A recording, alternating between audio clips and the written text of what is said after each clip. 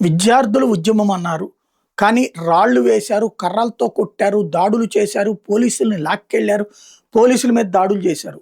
అలాంటి వాళ్ళు విద్యార్థులు కాదు. నిజమైన విద్యార్థుల జోలికి మేము పోవట్లేదు. దూషించినోళ్ళ జోలికి కూడా మేము పోవట్లేదు. కానీ 2780 మంది క్రిమినల్స్ ఉన్నారు. వాళ్ళ మీద మర్డర్ కేసులున్నాయి. వాళ్ళ మీద రేప్ కేసులున్నాయి. వాళ్ళ మీద ఫోక్సో కేసులున్నాయి. వాళ్ళ మీద అనేక రకాల కేసులున్నాయి. అంటే క్రిమినల్స్. అది Samajwadi party, Aam Aadmi party, Congress party, communist పార్టీలకు సంబంధించినటువంటి వాళ్ళు విద్యార్థుల పేరుతో అరాచకం చేశారు. వాళ్ళే చేసింది అసలు అరాచకం అన్నటువంటిది. అలాంటి వాళ్ళని మీదన పెట్టిన కేసులు విత్డ్రా చేసే ప్రసక్తి లేదని సుప్రీంకోర్టు కేంద్ర ప్రభుత్వం తేల్చి చెప్పింది. సుప్రీంకోర్టు కూడా నేర చరితుల విషయంలో వెనక్కి తగ్గాల్సిన అవసరం ఏమీ లేదని స్పష్టం చేసింది. దీంతో కాక్రోచ్ జనతా పార్టీ కూడా తన రూటు మార్చుకుంది. విద్యార్థుల మీద కేసులు పెడితే ఊరుకోమని చెప్పాం, ప్రభుత్వం విద్యార్థుల మీద కేసు పెట్టబోమని చెప్పింది కాబట్టి ఇక ఆ విషయంలో జోక్యం అనవసరం అని చెప్తోంది.